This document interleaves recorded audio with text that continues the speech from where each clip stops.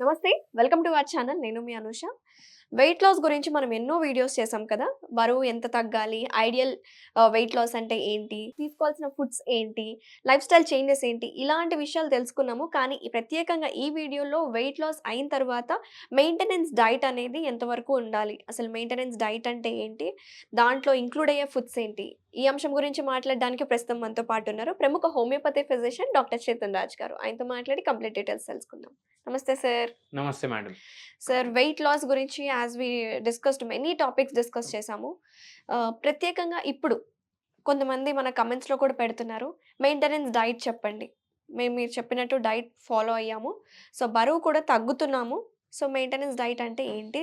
అసలు మళ్ళీ back to normal ఫుడ్‌కి వెళ్ళొచ్చా లేదా అని డౌట్స్ అడుగుతున్నారు. మనం ఎప్పుడైతే వెయిట్ లాస్ జర్నీ స్టార్ట్ చేస్తామో, అప్పుడు ఒక స్పెషలైజ్డ్ డయట్ ఫాలో చేస్తాం.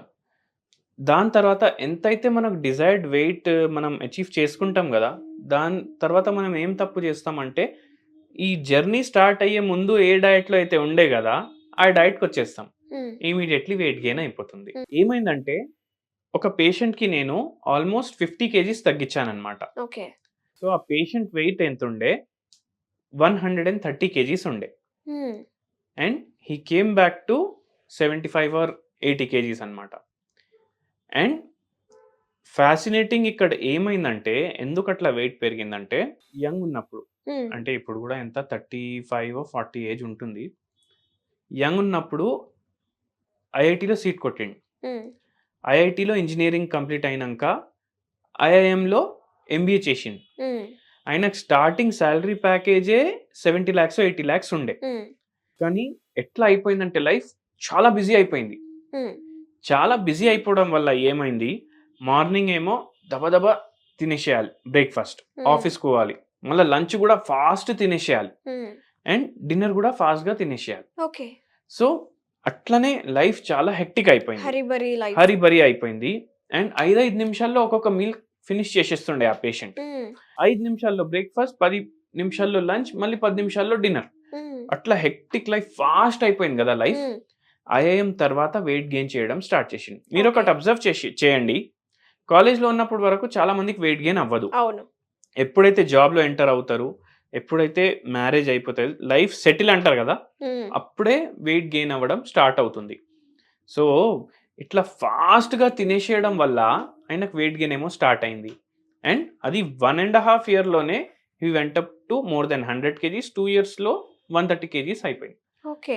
అప్పుడు ఏమైందంటే ఆయనకు థైరాయిడ్ అటాక్ అయిపోయింది.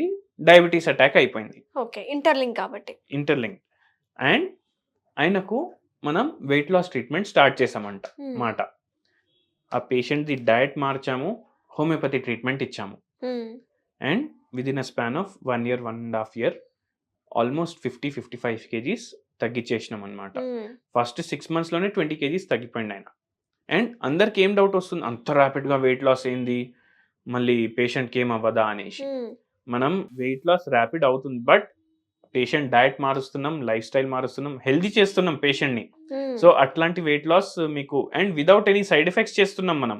సో, అవును. ఎటువంటి వేరే ఎఫెక్ట్ ఉండదు. ర్యాపిడ్ వెయిట్ లాస్ అంటే ఏంది నేను చెప్తాను మీకు. హ్మ్. లైపోసక్షన్ సర్జరీ చేస్తారు గదా! అవును. అది ర్యాపిడ్ వెయిట్ లాస్. సో, సడెన్‌గా మొత్తం ఫ్యాట్‌ని బాడీ లోపల నుంచి తీస్తారు. అట్లా తీయడం వల్ల ఇమ్మీడియేట్‌గా మీ బాడీ హోమియోస్టాసిస్ మీద ఎఫెక్ట్ పడుతుందనమాట. హ్మ్. హార్ట్ ఫంక్షన్ మీద, కిడ్నీ ఫంక్షన్ మీద సడెన్‌గా ఎఫెక్ట్ పడుతుంది. హ్మ్. అది డేంజరస్ అనమాట. ఓకే. సో, ఇట్లా మనం హోమియోపతి మెడిసిన్స్ తోటి అండ్ డయట్ చేంజెస్ తోటి లైఫ్ స్టైల్ మార్చేస్తే మనకు వెయిట్ లాస్ ఏమో అయిపోతుందనమాట. ఓకే. సో, మీరు అడిగేదేంది? వెయిట్ లాస్ అయిన తర్వాత ఎట్లా మనం డయట్‌ని మెయింటైన్ చేసుకోవాలి? యెస్. అవును. ఫస్ట్ ఆఫ్ ఆల్ ఏదన్నా స్పెసిఫిక్ డయట్ తోటి వెయిట్ లాస్ నేను అచీవ్ చేస్తానని మైండ్‌లో పెట్టుకోకండి. హ్మ్. మెయిన్ థింగ్ ఏందంటే పోర్షన్ కంట్రోల్. హ్మ్. పోర్షన్ కంట్రోల్‌తో పాటు హెల్తీ ఫుడ్. హ్మ్. మనకు వెయిట్ ఎందుకు పెరిగింది? ఎందుకు పెరిగిందో రీజన్ తెలుసుకోవాలి. హ్మ్. జనరల్‌గా ఏముంటది? అన్‌హెల్తీ ఫుడ్స్ వల్ల. Food. Binge eating. Binge eating, unhealthy foods, ఈ ఫాస్ట్ ఫుడ్స్, హ్మ్. ఆ! దాని తర్వాత ఎంఎస్జీ ఉన్న ఫుడ్స్ అంటే అజినోమోటో చైనీస్ ఫాస్ట్ హ్మ్. ఫుడ్‌లో వాడతారు. టేస్ట్ ఎన్హాన్సర్స్ హ్మ్. ఇవన్నీ తీసుకోవడం వల్ల మనకు వెయిట్ పెరుగుతుంది. స్ట్రెస్ ఉన్నప్పుడు ఫాస్ట్‌గా ఎప్పుడు తినొద్దు. హ్మ్.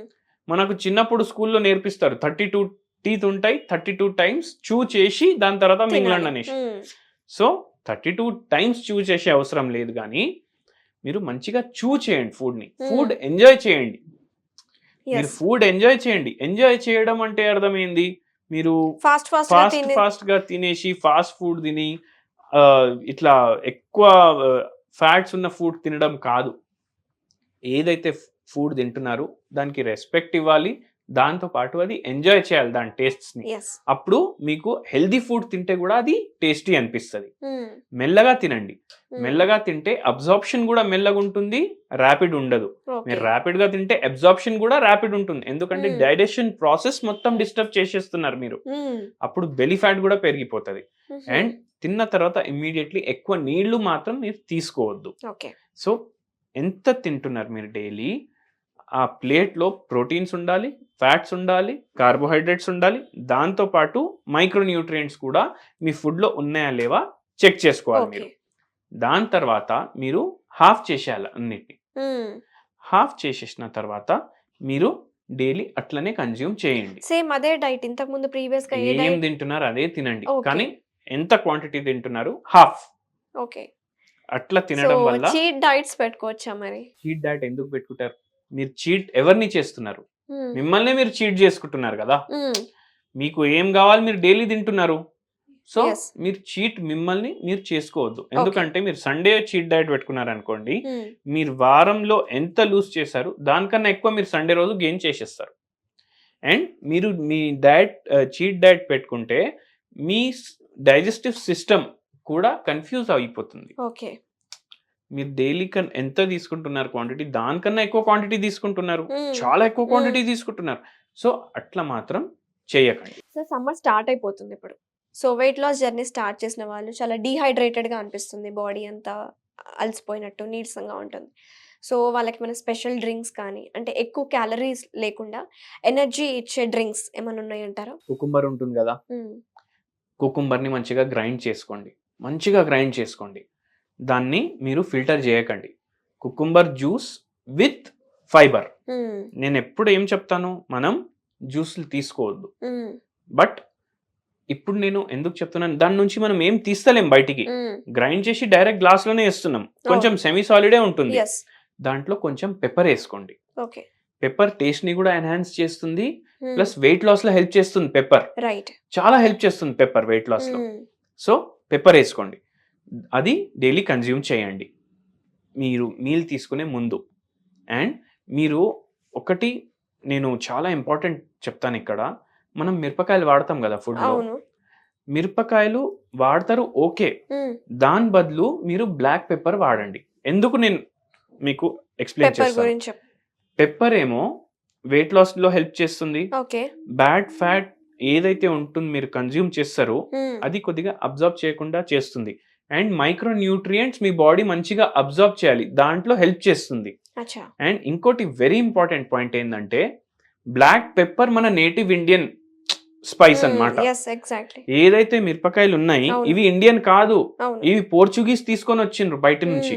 సో మీ జీన్స్ కి మీ కాన్స్టిట్యూషన్ కి పెప్పర్ ఎక్కువ సెట్ అవుతుంది. కానీ పెప్పర్ ని మనం అసలు ఎక్కువ తినము. కనిపించినా సరే అట్లా పెప్పర్ వేసినా సరే తీసి పడేస్తాము. మీ కర్రీస్ లో మీ ఫుడ్ లో రెగ్యులర్లీ మీరు పెప్పర్ వాడండి. ఇది చాలా హెల్దీ కూడా, వెయిట్ లాస్ లో కూడా చాలా హెల్ప్ చేస్తుంది. అండ్ మీకు డిజైర్డ్ వెయిట్ అచీవ్ అయింది, దాని తర్వాత ఇప్పుడు మీరు మెయింటైన్ చేసుకోవాలి. కొద్దిగా పెంచండి క్వాంటిటీ ఫుడ్ ది. మళ్ళీ పాత మీల్ కి వెళ్ళకండి. ఇప్పుడు హాఫ్ చేశారు కదా, వెయిట్ లాస్ చేసుకున్నారు కదా, దాని తర్వాత మళ్ళీ డబల్ చేయకండి క్వాంటిటీ, కొద్దిగా పెంచండి క్వాంటిటీ. పెంచుకోవాలి, వెయిట్ మెయింటైన్ అయిపోతుంది. సో థ్యాంక్ యూ డాక్టర్ గారు, చాలా డీటెయిల్గా చెప్పారు. యాజ్ యూజువల్ మంచి ఇన్ఫర్మేషన్ అందించారు. వెయిట్ లాస్ అయిన వాళ్ళకి మెయింటైన్ చేసుకోవాలంటే ఎలాంటి ఫుడ్ తీసుకోవాలి, పెప్పర్ యొక్క ఉపయోగాలు ఏంటి, ఎలా మనము ప్రతిరోజు మన ఫుడ్లో ఇంక్లూడ్ చేసుకోవాలి అని చాలా వివరంగా చెప్పినందుకు థ్యాంక్ యూ సో మచ్.